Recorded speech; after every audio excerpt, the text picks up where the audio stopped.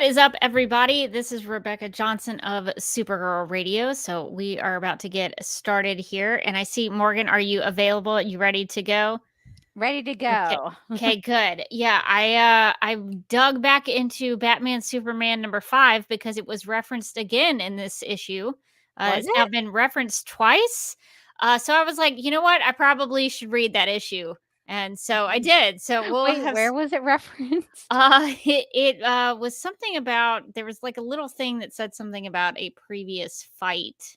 Oh, Oh, I cannot remember where it amazing. was. I clearly missed it. Yeah, yeah, so it's right when it's like when Supergirl and Superman are fighting, and we'll get to that. It Oh. says read Supergirl #36 and Batman Superman #4 and 5. So Oh my maybe I God. need to What if it's not in the collected trade? What if they just took it out? They were like, you know what? No one needs to care about it. So we'll talk a little bit about Batman #5. Big things happened in Batman Superman #5 Oh, that of course they like did. like we probably should know.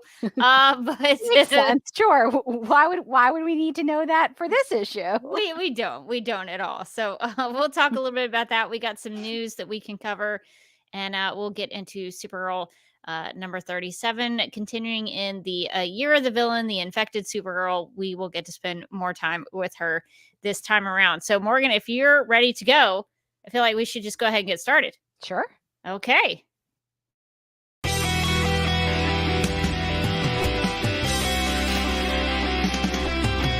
McGurk! I love Not typing. mess with my Google Docs, Meeksy. Supergirl Radio is going live every night of the week. How do you like it? Is becoming a human burrito a plus or a minus? I don't know. It does seem snug. I mean, they say you are what you eat. Kira. I love that. So I do a podcast called Supergirl Radio, and one of our segments is Lena Luthor, Boardroom or Ballroom, because really? She looks like a boss in this coat.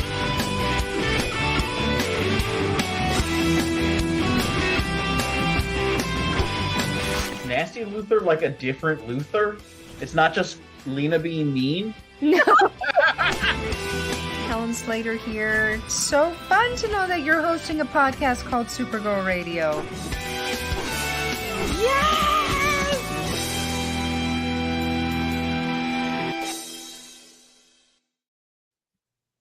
Welcome to Supergirl Radio Rebirth, your source for Supergirl comics that started with DC Rebirth. My name is Rebecca Johnson.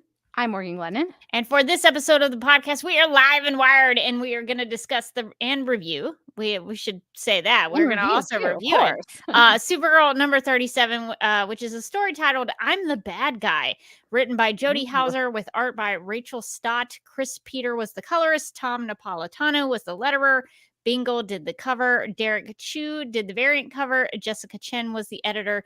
And Brian Cunningham was the group editor. So we're going to get into Supergirl #37 in a bit. But we do have some things we need to get to talking about before we get into the comics. So let's get to the news.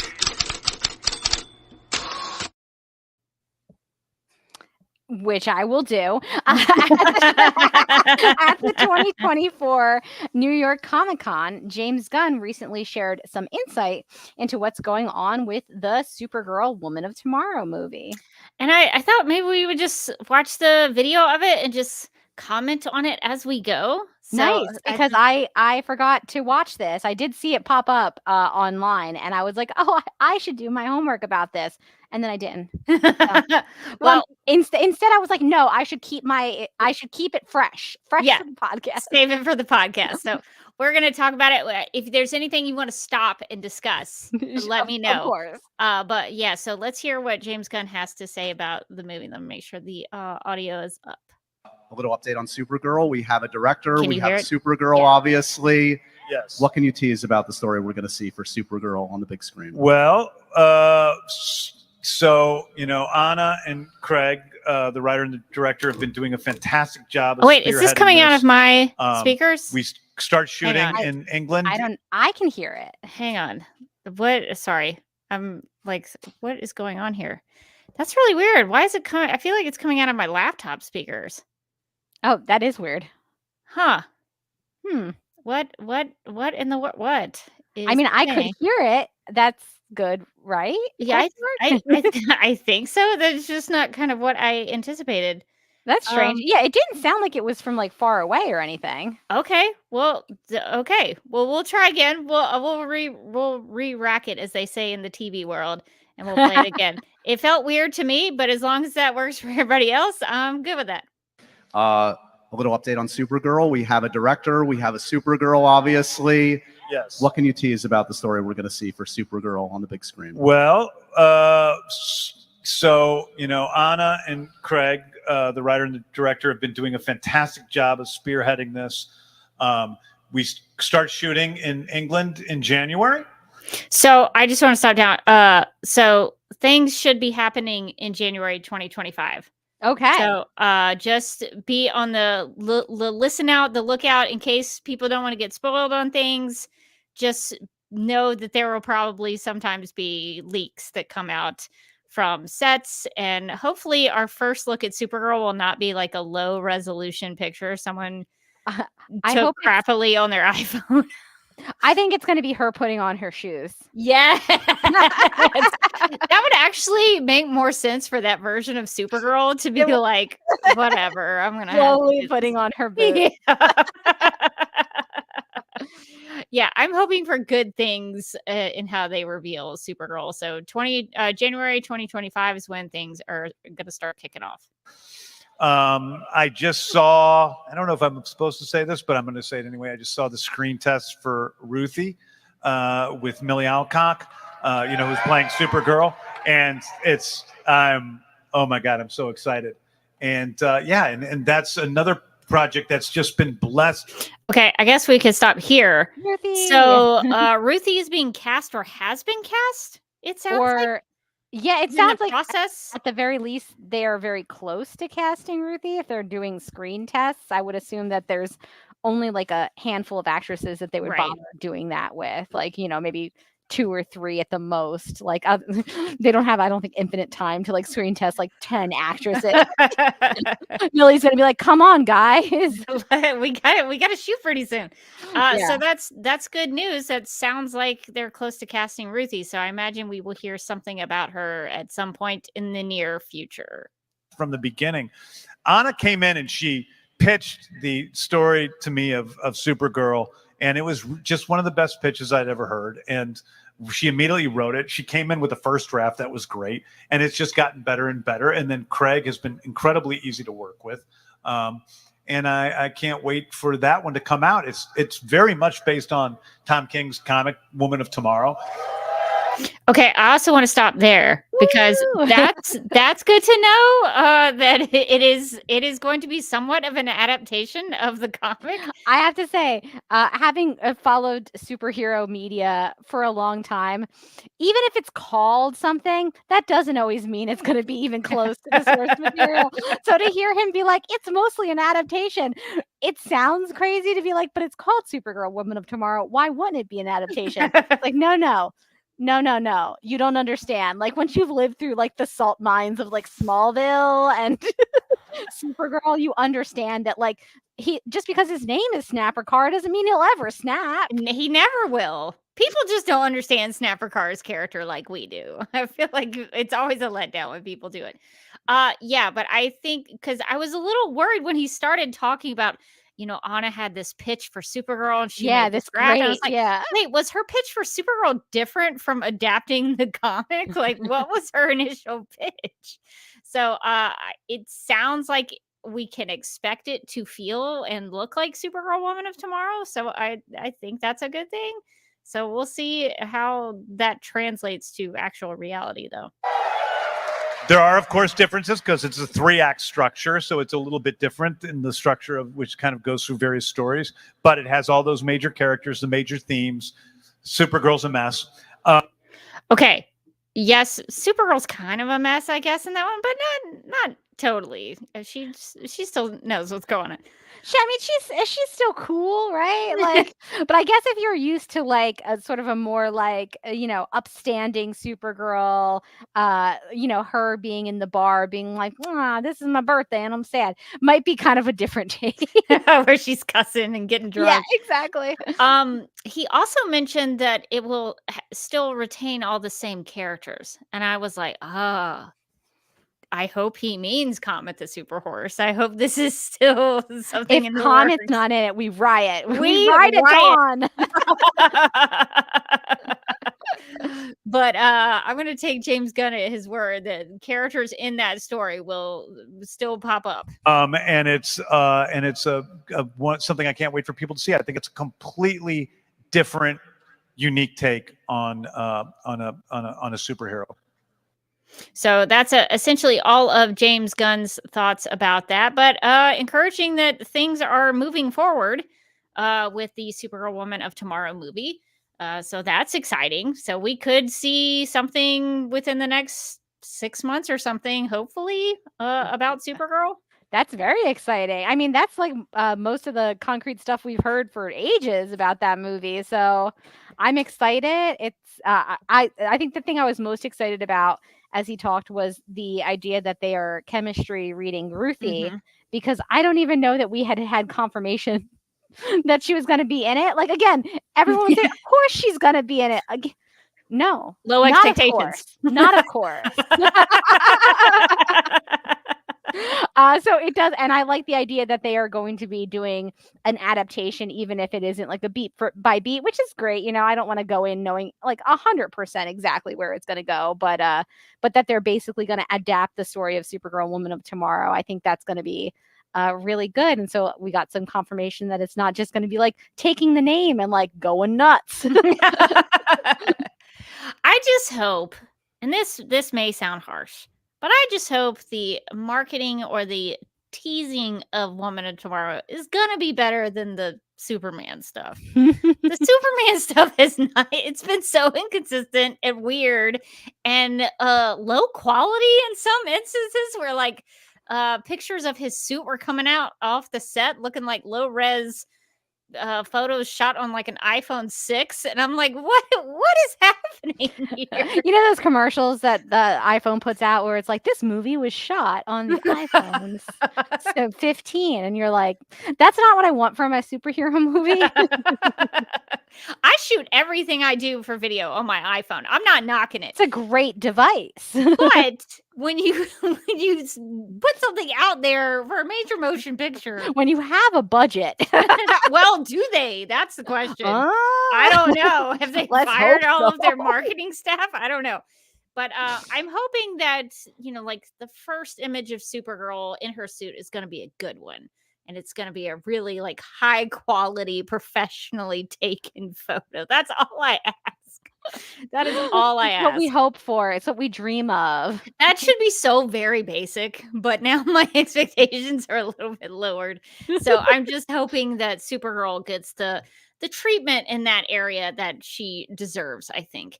So, but yeah, so January 2025, those things are going to be kicking off. I guess I'll be fine, I guess, if there are spoilers. I don't know. Normally I don't like spoilers, but I feel like I have a good grasp on. Yeah, I kind of feel the same way, whereas like normally I try to avoid spoilers for these things. But in this case, like I basically know what's going to happen if they're adapting that, that not graphic novel and we've read it. So yeah, I'm kind of, I'm chill now. I'm like down with spoilers. Fine. I'm already spoiled. The only thing I wouldn't want to know is like if it was somehow being tied into other movies and like characters are making appearances that we didn't know about. But if it's something related to the story, I guess I would be okay. A thing I definitely wouldn't mind having a spoiler for is whether or not Comet's going to be in it. This is very important to me. I feel like we need to hear if a dude has been cast, because he is a dude in the comic. He He is. turns into a dude. He turns into a man. I thought you were gonna say if a horse has been cast. That's also very important. What the horse looks like is so important. I know people are arguing over Crypto the Superdog. Got Seabiscuit? What? But it has to be a white horse. I don't care what kind of horse it is, but it has to be a white horse. So I agree. I agree. I don't know much about horses except what I learned from reading my childhood thoroughbred books. So a lot. But yeah, I think white horse is pretty integral to the character. Yeah, so that's my only quibble is if they want to take liberties with Comet, don't make him like a brown horse or something, or like a stop. Don't. What are you doing? He has to be a white horse. Could you imagine if it's like one of those horses with spots? You're like, what spots? I'm gonna die on this hill. Comet the super horse needs to be. How dare you show a dapple horse to me? He needs to look like Comet. Is all I'm saying. So that is very important. Hopefully we'll hear about Comet the Super Horse casting news soon, just like we'll probably hear about Ruthie casting news soon. But that sounds very promising. Things are progressing. So things are moving along. Things are being done as if they were making a movie. So I'm very excited to hear that.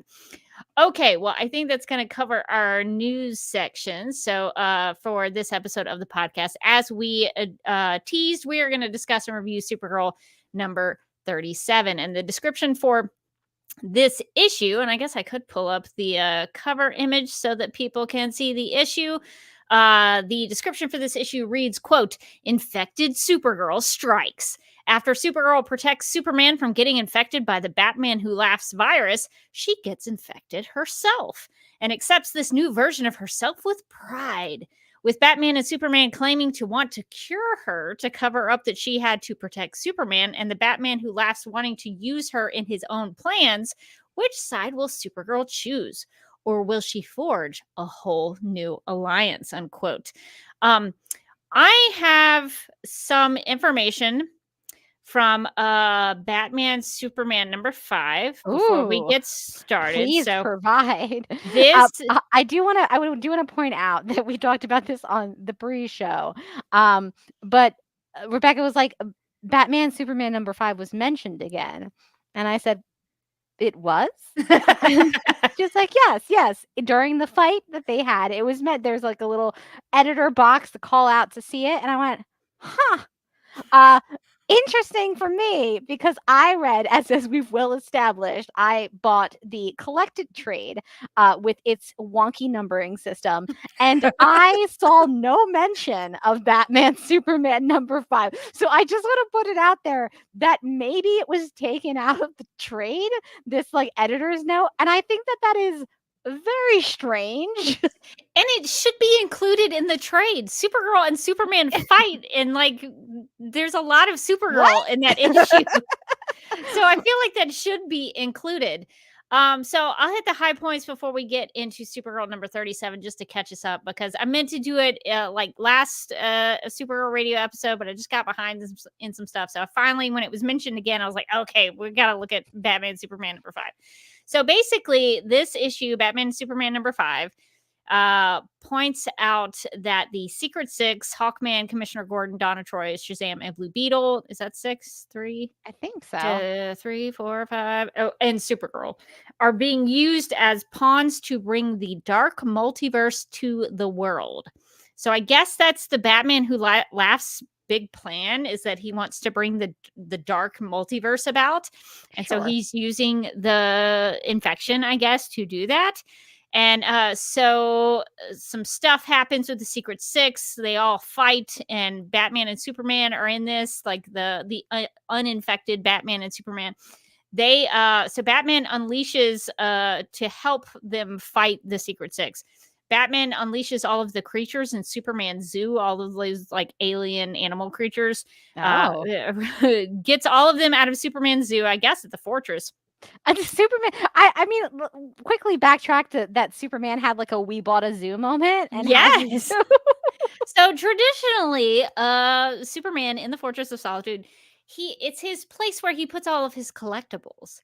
So when he goes on adventures and he goes to other planets and he brings things back, he puts them in the fortress because he's like, I got to store all my like fun things that I have, these things that I've brought back from other worlds. So he does have some little animal friends that he brings back with him. And so so those animal creatures are unleashed from his zoo to stop not only the Secret Six, but to take down a satellite and a tower of some kind that will activate the Batman Who Laughs infection on the whole world. So that's also part of the Batman Who Laughs big plan, is that he wants to make everybody crazy and infected. And then in the issue, I think what's pertinent to Supergirl is that Superman fights Supergirl and Shazam and then ultimately destroys the satellite. So that's kind of where we are with Batman Superman number 5. So hope that catches everybody up. I don't totally understand all of it, but that's kind of what I got out of it in a quick read. So yeah, there's a lot of stuff in there.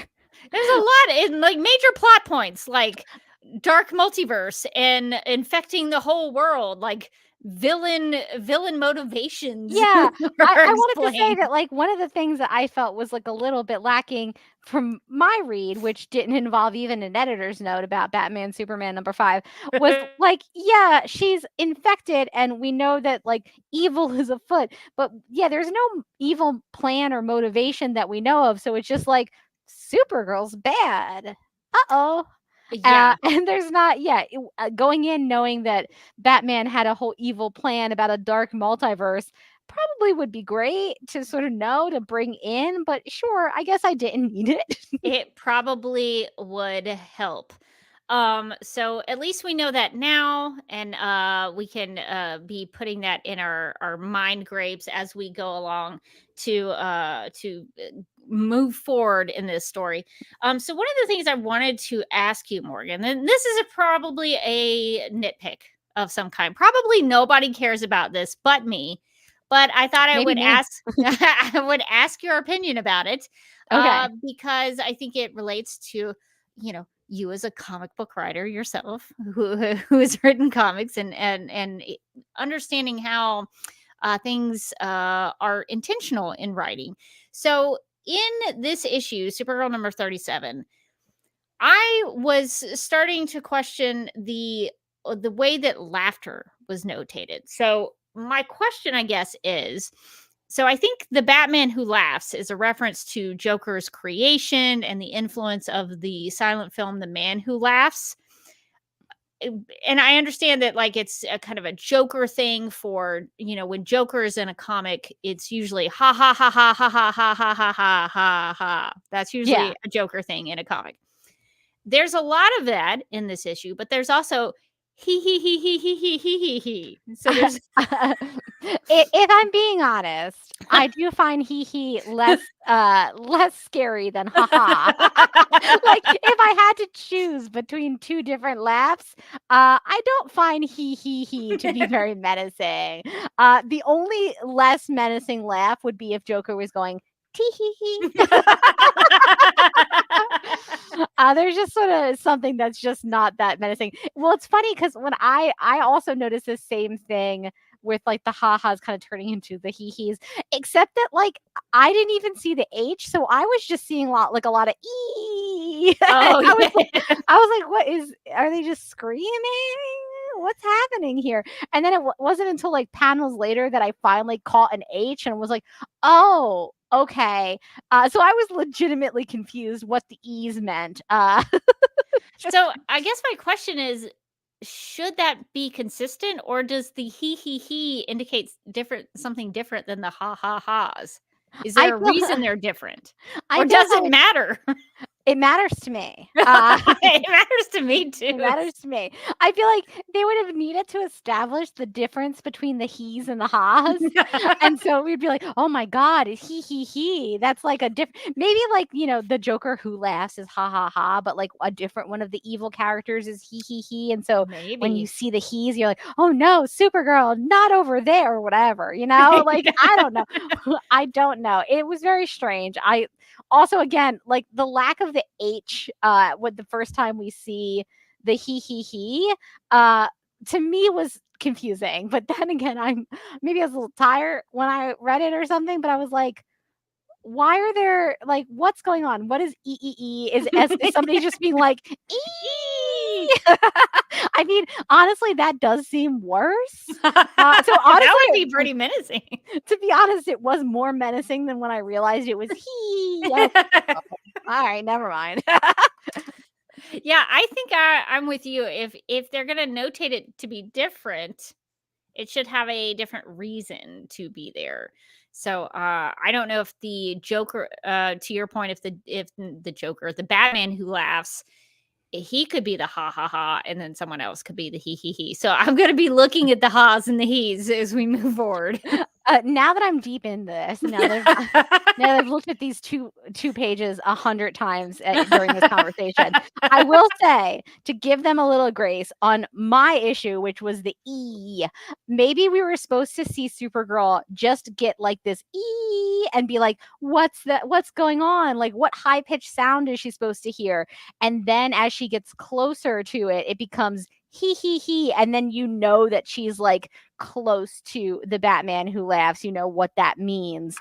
But I think I don't know. It was a little. I was like, okay, hold on. Maybe that's what they were trying to do with that. Of course, as my ring light commits suicide, is Bunsen up there? Is he causing that?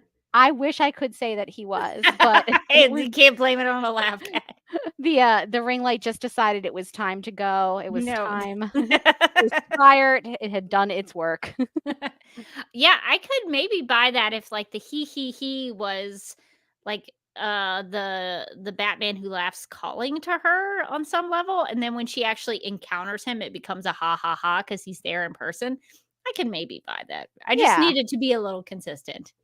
It was a little strange. Yeah. Okay. Well, I just wanted to like, that was so important to me that I discussed that with you. We needed to get that at the top of this conversation because it was the biggest thing I picked up in this What's issue. happening?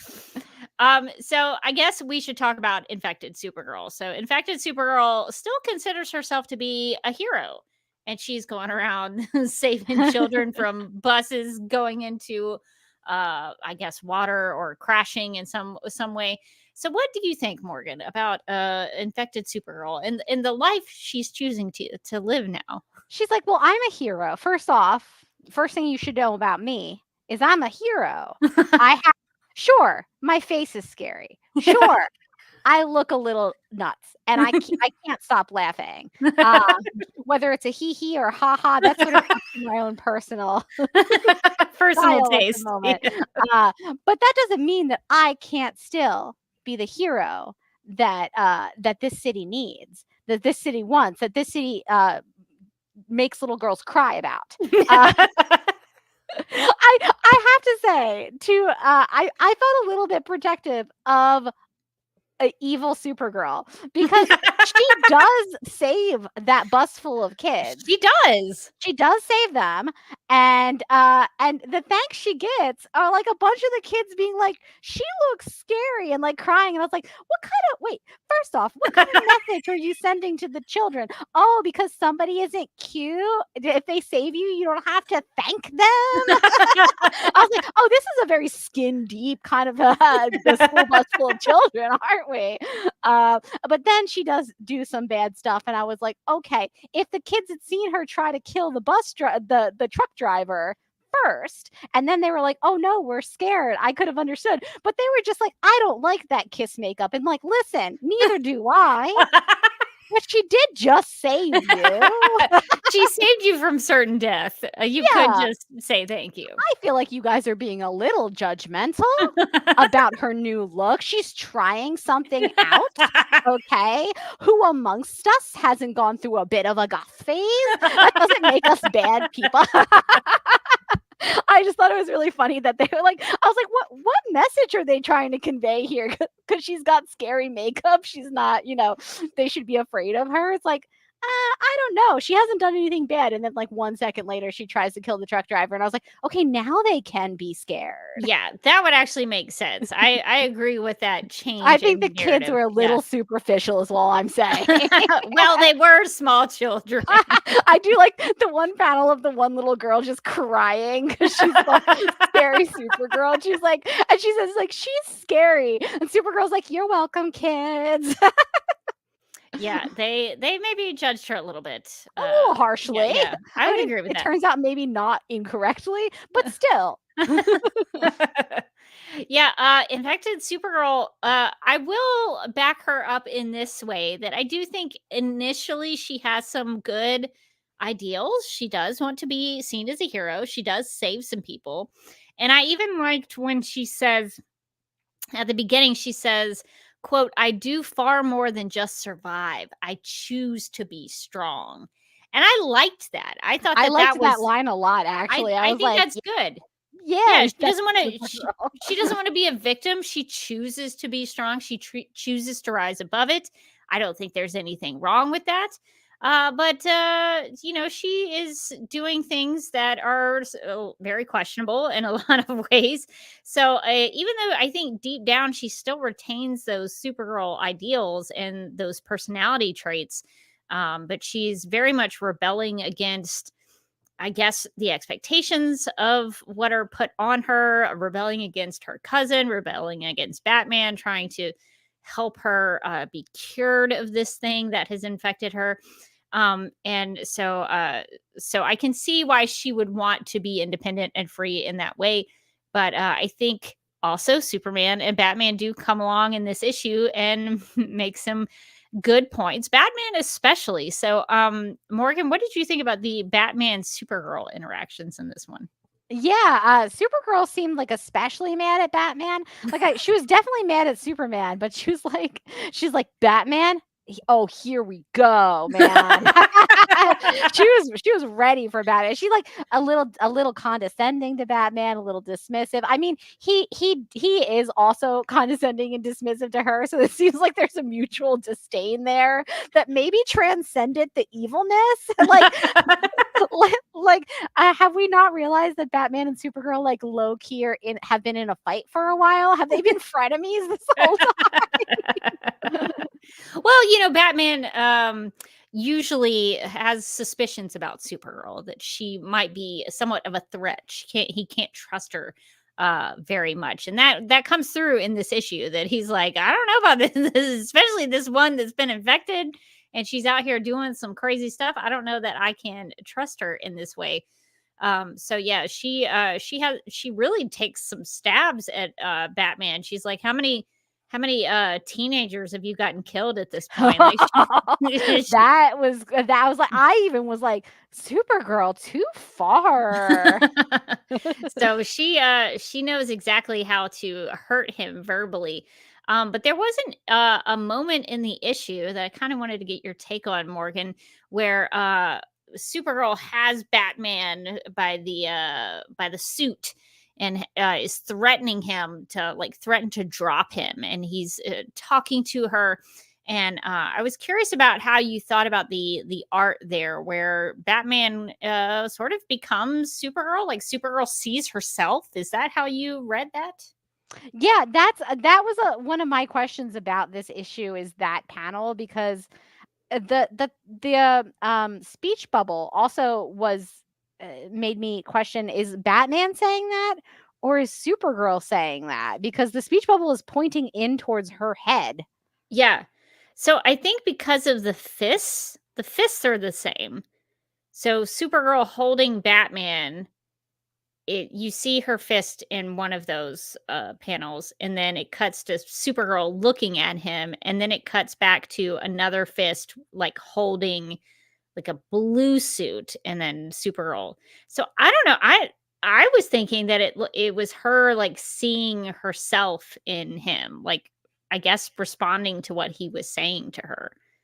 I don't know, because the bubble says a child who can't control herself, who is losing herself. So she's hearing him talk about her. But yeah, I thought that was kind of interesting. Like she is seeing while he's talking to her about herself, she's seeing herself. Yeah, I thought that was like a good way of kind of showing that like our Supergirl is in there, and like maybe not even like that deep down in there, because she is. They talk a little bit about this in this issue about how the infection worked, and that the infection in Supergirl might not be as like bad as in some of the other characters, which I'll never know because I didn't read Superman Batman #5. Oops. But because she got that Batarang that was made for Superman. And so maybe because the infection was supposed to be for him and not for her, it didn't like completely take over, which could explain why even though she is evil, she still feels the need to save school bus full of ungrateful children. And even though she's like obviously could kill Batman, she chooses to just give him a really wild ride down to the earth. Yeah, that's a good point, that she's still maintaining some of that Supergirlness underneath that facade and underneath that new confidence that she has. She's still in there somewhere. I did want to ask you, Morgan, because there was a character from way back at the beginning of Rebirth who comes back and pops into this issue again. So we have an encounter with Ben Rubel again. So what did you think about seeing Mr. Ben Rubel? I think this was my biggest surprise of the issue was seeing Ben. I know we saw him a little bit earlier in this particular run, like this volume of the run, when she comes back to Earth, and I think we just see him like walking along being like, wonder where my good friend Kara is. Oh, yeah, that's it. But we don't really get to any more check-in with him than that. So I was surprised to see him pop back up, and honestly was maybe the thing I was most interested in the issue, because I feel like now that we're this far into Rebirth, I can say confidently that the beginning of the run, though I did not love it, was better than I think most of what came after, when it was a little bit more grounded, and she was an intern, and she was at Catco, and she had Ben. I think I liked that stuff a little bit more than when she went planetary, and there were all that stuff with Rogol Zar, and obviously this kiss turn is not great. Let's at least right now, maybe it gets amazing, but right now it's real weird. So it kind of just brought me back to like a kinder, gentler time in Rebirth, where I was like, oh man, how's Ben doing? Could we just stay with Ben for a little while? Is he doing something cool? Or I like that. I also like that we had Ben go like, hey, you left for a year, and like we were gonna go, we just started dating. You couldn't have like dropped me a line to say I'm gonna go forever, bye or anything. Like I like that, like Ben was like rightfully like, oh, it's good to see that you're alive. Also I'm kind of mad at you. Yeah, he should be. Yeah, I was surprised that it had been a year for him to have seen her. That's a long time to not see somebody. I did want to dive into a little boardroom or ballroom, if that's okay, with Of course. Kara's incognito look that she adopts when she meets Ben. So let's talk about that. And now, Lena Luthor, boardroom or ballroom. So Supergirl is adopting sweats for this. She steals clothes off of some mannequins, gets a hoodie, gets some sweatpants, really trying to blend in with the people, I guess. Morgan, what do you think about this being a way to hide herself? I mean, she looks comfy, first of all. Yes. She seems like very casual, very comfy. She's got the hood up, obviously to hide her kiss makeup. That's going to be a hard one to explain when bumping into somebody. She's got the Gen Z socks, the crew socks that come up past her ankles, so we know that she is of a certain generation. The color scheme's interesting because I think we noticed this in a different issue. It's purple and green. Yeah, it's Luthorian. Once again, traditionally Luthor color scheme. So I thought, to me, that was the most interesting part of this ensemble that she put together. Is the color scheme. It's very Lex. It's very Luthor coded. this color scheme. Yeah, that Lex Luthor green and purple has been popping up a lot. So I don't know if it's meaning something or it's just, oh, we like those two colors together. I feel like we're probably taking it as it should mean something. But I don't know if that's leading us somewhere. But maybe that's because she's in her villain era here. I don't know. I don't know if that's the way they're going about it, but I guess it hides her look. I guess it hides her face to a degree, but Ben recognizes her because of her voice and not because of what she looks like. So she can't. So obviously she still sounds like Kara, which I hadn't thought about until I mentioned it. Oh yeah. But if she sounds the same, so she could.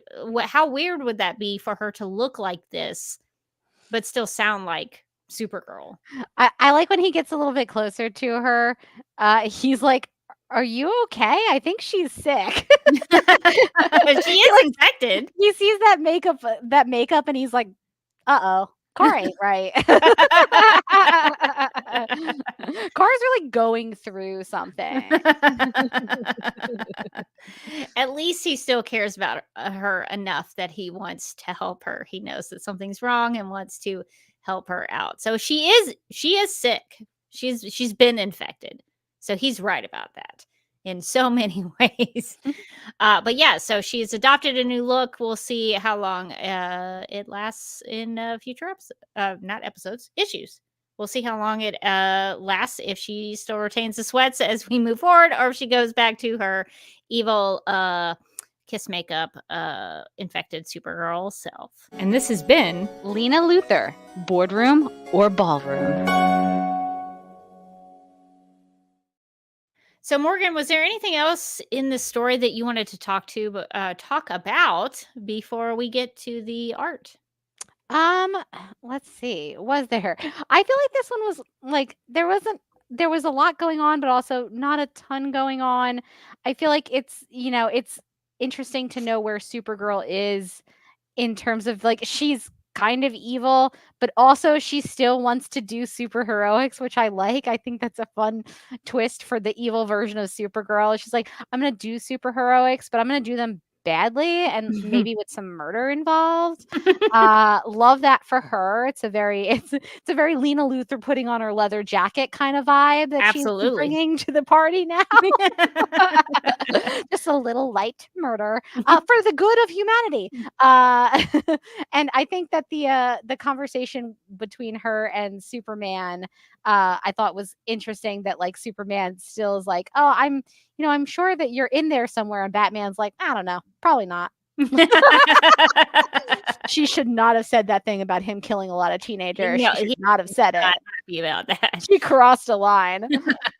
Yeah, I guess the only thing I would want to say about the storyline here is that there's a couple of mentions in the issue where infected Supergirl talks about how Earthlings, like humans, are fragile. And I thought that was really interesting in contrast at the beginning where she says, I choose to be strong. And these humans are fragile. They're the opposite of me. I am very strong. I'm choosing to be strong. So I would like to think that normal Supergirl sees humans as very valuable and can be strong emotionally or physically sometimes. But here, this infected Supergirl sees humans as weak and fragile. So it's not a great perspective that she has on humanity at this point. So I did want to point that out because it was a recurring thing that kept happening in the issue. Okay, so art, anything stick out to you from any of the pages or panels that you wanted to bring up?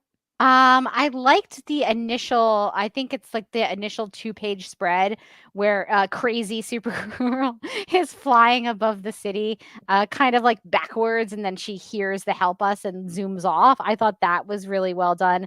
I also really liked towards the end of the issue where she is fighting Batman. She's holding him above the city, and there's just like a little Supergirl and little Batman, and then like a lot of negative space down to the city, so that you can get the idea of how far up she's got him when she's going to be like, oops, dropped him. Yeah, that's a great way to show that, because it really shows that it's not, it's a long way down for sure. I did notice that a couple of times in this issue, like in that instance where she's holding Batman up really high, she seems to throw things behind her a lot. Is Oh, that is that the motion that I'm getting out of that, where she's like gripped him and then she just flings him over her shoulder? That same thing happens quite a bit. Like, I guess that's infected Supergirl's go-to move is she's just I'm getting rid It's of just you. a I'm just gonna casual Yeah. throw. It's because she's so over it, you know. She's over the city judging her on her goth makeup, okay? A heart of gold still beats under there somewhere. She did save those kids. She did. Everybody's being way harsh to her. Yeah, I didn't notice that, but I do think that she does that too in the fight with Superman at one point. Like she tosses him over top of her, like does like a double toss over her Oh, shoulder. yeah. Yeah. She uses both hands to do that one, yeah. So that was kind of her go-to move here. There was an action beat that I liked right above that where she does the double toss, where it's like thud, thud, thud, thud, thud, thud, thud, and it's Supergirl punching Superman in the chest. And I could actually visualize that as if it were like live action. I could see that being played out just because the motion of that, the way it's drawn, I really understood what was going on there. So I really appreciated that.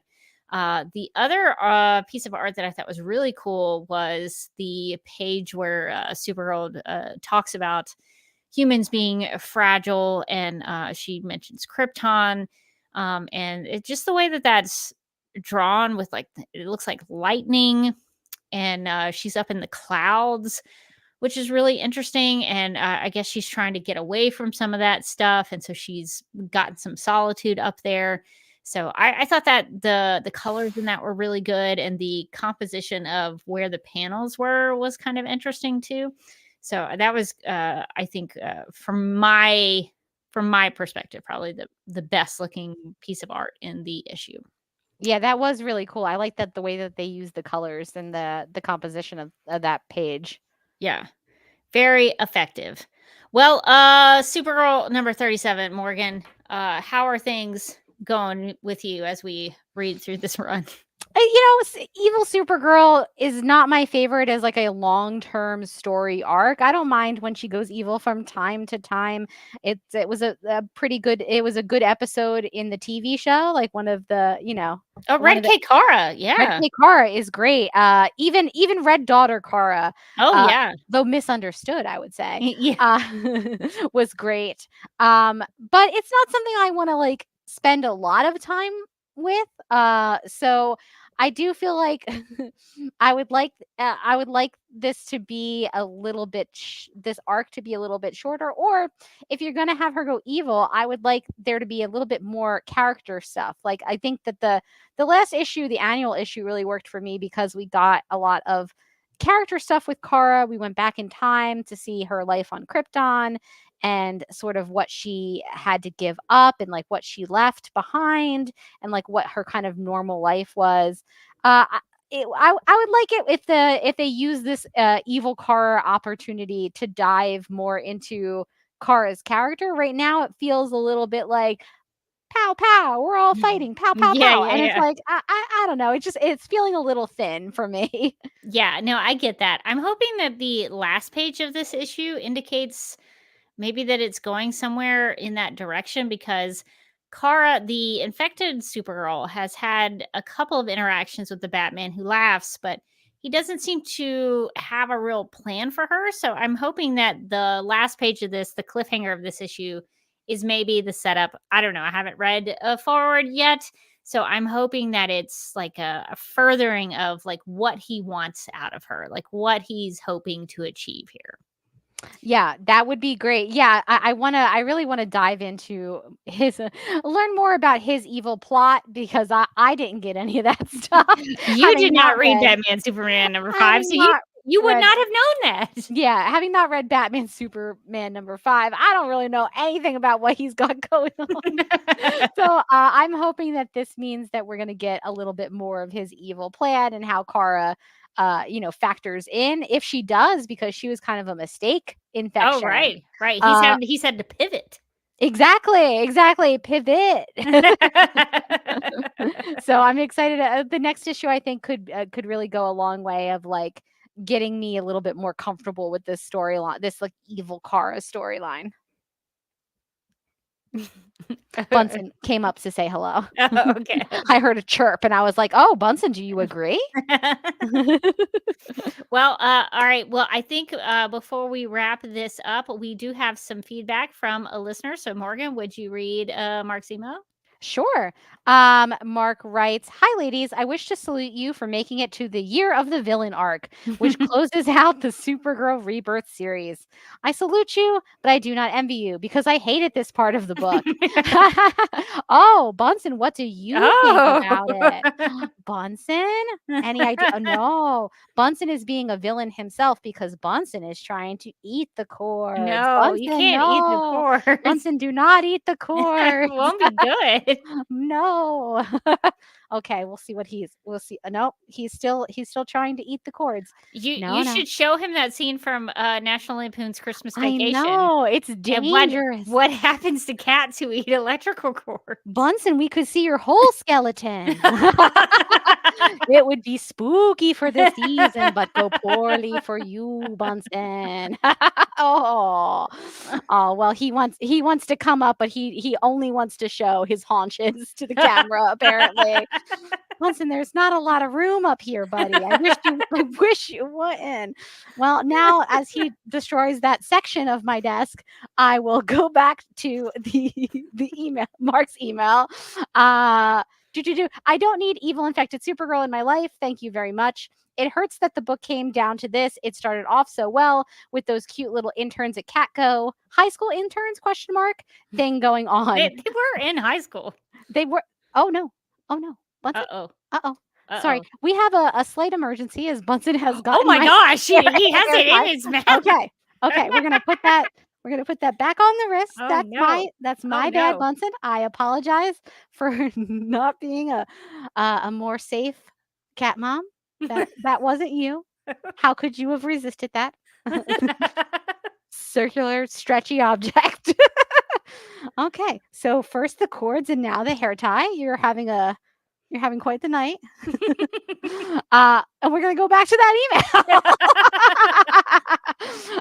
Mark continues, but then it got sucked into the giant vortex caused by the arrival of Brian Michael Bendis. And all of a sudden we were out in space chasing down Rogol Zar and the Circle, which no one is ever going to care about ever again. All in caps. all in caps. All in caps. And in the end, it was all just a pointless shaggy dog story to get us to Unity Day and the founding of the United Planets, which led us to Bendis's Legion of Superheroes book that ran for all of 12 issues. Such a waste. ... One more thing regarding Rebecca's evil infected villain name.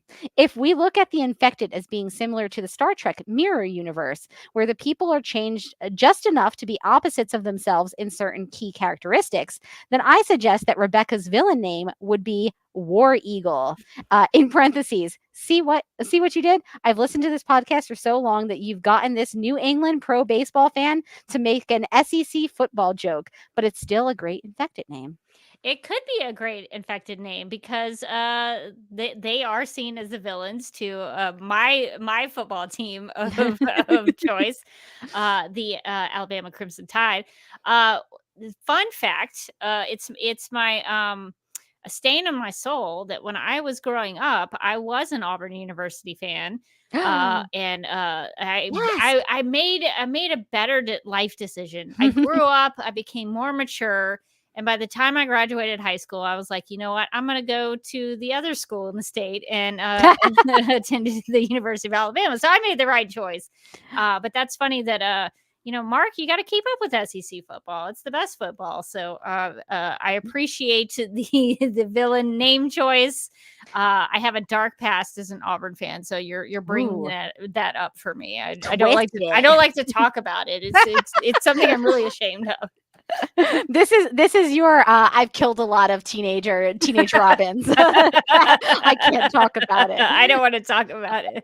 So for the people among us who don't pay any attention to SEC football, what is the significance of War Eagle? So Auburn and Alabama have some kind of strange traditions in the fact that the University of Alabama our sort of nickname is the Crimson Tide, but our elephant is a mascot. So people are always very confused about that. What do those two things have in common?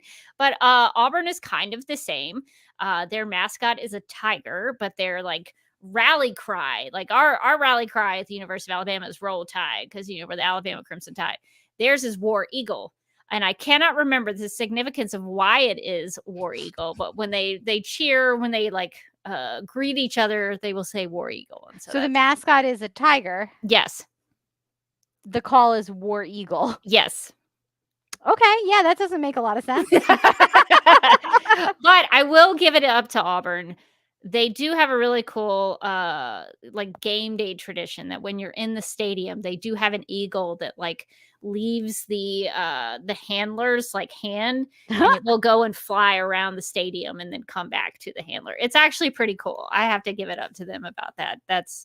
It's pretty neat to see. So yeah, down south we don't really need to make things make sense for some of the things that we do. Why sense? But that is what that is referring to. Is they're when they get hyped up for the game or something like that, they will say War Eagle. I just realized how little I paid attention to football when I was in college, because I know the Rutgers is the Scarlet Knights, but I don't know what their thing is. if they had a chant or something, I don't know what it is. I was there when they started winning some stuff. I don't know. Oh, that's good. I'm not sure how they're doing now. Well, good, I hope. Well, you would know in November, at the end of November, we have what's called the Iron Bowl, which is the rivalry game between Auburn and Alabama. So if you were here in Alabama at that time, there would be a lot of that. There's actually a famous ESPN commercial that sort of makes fun of the idea of Roll Tide as a greeting, almost like an aloha that means that could be it could mean anything you need it to be at any given time. So if you ever get a chance, watch that ESPN Roll Tide commercial, because it's actually very funny. So yeah, that's what we do down here. We're big football people down here. Even the ladies are big football people down here. So that's what we do. That we don't have a lot of professional football teams or a lot of professional sports in Alabama. So we love college football. So that's what that's about. I did work with somebody who was a big Alabama fan and would say Roll Tide, and I was just like, okay. it's I don't understand your cultural greetings. It's a salutation. It's a term of endearment. It's so many things that you want it to be. But if you come to Tuscaloosa, you will say Roll Tide to people as a greeting, as a hey, how are you? It's a real thing. That ESPN commercial is very, very real. So yeah, there is that. So thank you, Mark, for sending in that email. We appreciate the feedback. So there is that. Okay, well, I think we're gonna wrap this puppy up. So that wraps up our thoughts on Supergirl number 37. If you haven't bought it yet, this issue is available in the DC Comics app, Comixology, Google Play, and read at DCEntertainment.com, and in physical media, or if you want to buy the physical books or the physical trade, it's in there as well. So if you would like to contact Supergirl Radio, you can post a comment on our website at supergirlradio.com. You can email us at supergirlradio@gmail.com. You can like us on Facebook and follow us on X and Instagram, all at Supergirl Radio. If you like what we do, we encourage you to give us a rating and write us a review on Apple Podcasts. Supergirl Radio is part of the DCTV Podcast and Multiverse of Color networks. You can hang out with us as we go live and wired on Tuesday nights, usually at 9 p.m. Eastern on the DCTV Podcast YouTube channel. Recently, we've had to do Thursdays just because schedules have been shifting, but typically we are Tuesday nights. DC TV Podcast also has a TeePublic store. So if you are also in need of new DC or DC TV related t-shirts, tank tops, sweatshirts, magnets, tote bags, pins, phone cases, pillows, or stickers, go to supergirlradio.com and click on the TeePublic store link at the top of the page. And since Supergirl number 37 featured Batman going up against Supergirl, we have some Dark Knight related designs in the DC TV podcast TeePublic store that we would love to suggest. Yeah, we've got some Batman designs. If you're a big fan of Batman, we've got some we even got some Robin stuff in there. We've got Batman, Robin, we've got Gotham City, we've got all kinds of stuff in there. So if you need new sweatshirts for the fall and the winter time, we've got you covered on sweatshirts and hoodies. So definitely go check it out. Also, we would like to thank our legion of super sponsors for supporting the Supergirl Radio Patreon. These people are Michael, Anne Marie, and Yvonne, Nicole, Abby, Nicola, Abby, Miriam, Nicole, Brian, Ethan, Danny, Majuba, Zachary, Annie, and Rachel. And if you would like to become a Legion of Super sponsor, go to patreon.com/Supergirl Radio. And if you would like to follow up with me, you can find me on several places on the internet. I'm on Instagram at The Derby Kid, born in Louisville, Kentucky. So that's why my name is what it is, because of the Kentucky Derby there. I'm also on the social media platform at Derby Kid and the social media platform Vero. I don't think I said that right. Vero at Derby Kid. I also have a YouTube channel that you can check out, youtube.com/DuckMilkProd. I've taken a break from some new content because I'm very, very busy with work at the moment. But I hope to get back to doing some interviews with some other like-minded fans and getting back to some travel content that I do with my brother at Oasis Broom on social media and on YouTube.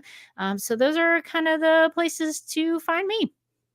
And you can find me on Twitter and Instagram at Mojotastic, and also as a co-host on the Legendary Ladies podcast, where we've talked about a bunch of stuff lately, including doing a pilot pod in the new Penguin show, if you're a Batman fan, and also talking about the Winona Earp movie. And I believe we are doing a pilot pod, or Kat and Amy are doing a pilot pod this week about the new show Sweet Pea, where I think Ella, can't remember her last name, Parnell, I think, is playing a nice serial killer, a nice girl who snaps and becomes a serial killer. So that sounds fun. We're doing some spooky season stuff. We just talked about the movie Trap, where Josh Hartnett is a serial killer who gets trapped at a pop stars concert. Honestly, one of the more insane movies I've seen recently, where it was just like, we don't need realism. We're just going to go for it. Now, is the pop star supposed to be like a Taylor Swift kind of? It's supposed to be like a Taylor Swift. Okay. Like, he's there with his daughter, as Kat made the joke, #girldad. And and he's and then for whatever reason, they know, the law enforcement, that the serial killer is at the concert. So he is trapped. That's basically the premise, and it goes increasingly insane from there. I think if I was trapped at a Taylor Swift concert, that could be concerning. Like, if you could never leave, it'd be one thing if you go for like 2 hours, it would be fine. Like, no, the Eras tour, you will be there for eras, for all the eras of your life. So if any of that sounds like fun, you should check us out on the Legendary Ladies podcast on YouTube and also on your favorite podcast app. Nice. Well, before we wrap up, we should probably get to this comment from the chat. At musiclover_KB says, "Hello, I have no idea what this comic is. That's okay. That's why you're watching or listening to Supergirl Radio. I'm just here because I'm a much newer fan. Well, welcome. For most of last year and the beginning of this year, I watched the Arrowverse shows for the first time. Well, I don't know where you are in your viewing of the Arrowverse, whether you have finished it completely or if you're just still working your way through it. But if you would like to hang out with Supergirl Radio for the Supergirl portions of that or some of the crossovers, we've got episodes of that. So buckle in for Supergirl's seasons 5 and 6. But we are technically here for you when you need us. Yes, because we've gone through it all the ups and all the downs. So, but I think I would like to think that we are a good companion piece to your enjoyment of the Arrowverse. So definitely check it out. Oh, a music lover _KB says I finished it all. Well, congratulations. Good job. That's a lot. That's a lot of episodes. That's a lot of shows. Like all of the Arrowverse, like each one. Like even Batwoman and like Black Lightning and wow, you have done something that I haven't done actually, which is watch all of the Arrowverses all the way through. I've gotten Supergirl and Legends of Tomorrow. Just the main four. Music lover yes. KB says. Yes. Okay, yeah. That's because all of them is a time commitment. Because you could branch out to Batwoman, Black Lightning, and even maybe I would say Stargirl, sort of a tie into the Arrowverse. Yeah. But you know what's not? Superman and Lois. Superman and Lois doesn't count. That does They're not count. They're not involved. Music lover does say including Black Lightning. Okay, so good. that's pretty. Yeah, that's pretty impressive. That is pretty impressive. I have not actually watched all of Black Lightning. So neither have I. I think just the first season. Yeah. So that's very, very impressive. You could still watch Superman and Lois even if it's not connected to the Arrowverse. I hear even good. Even though it has no desire to be connected to the even though it's totally its own thing, it's doing its own thing. It doesn't want to be hemmed in by the Arrowverse. But I hear it's good. I hear actually Lana Lang gets into some shenanigans, and that's my favorite thing. she's my favorite Lana Lang. Of all the Lana Lang, except for season 6 Lana Lang. Oh, what a delight! You can't beat season 6. When she was like, "What if we could just murder people?" That was my favorite Lana Lang. I was like, "Why can't we have her always? Why couldn't we have her this whole time?" So Superman and Lois Lana, she's great. She'll never top season 6 Lana from Smallville. So good. That is just unbeatable. Well, I think that's going to do it for this episode of Supergirl Radio. But until next time, I'm still Rebecca Johnson. And I'm still Morgan Glennon. And thanks for joining us as we catch up on Supergirl comics.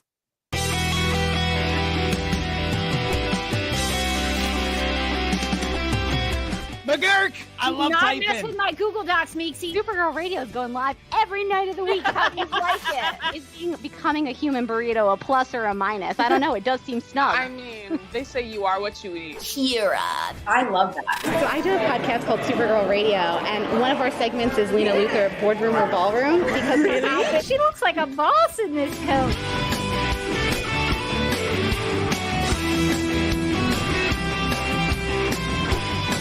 Nasty Luthor like a different Luthor? It's not just Lena being mean? No. Helen Slater here. So fun to know that you're hosting a podcast called Supergirl Radio. Yeah!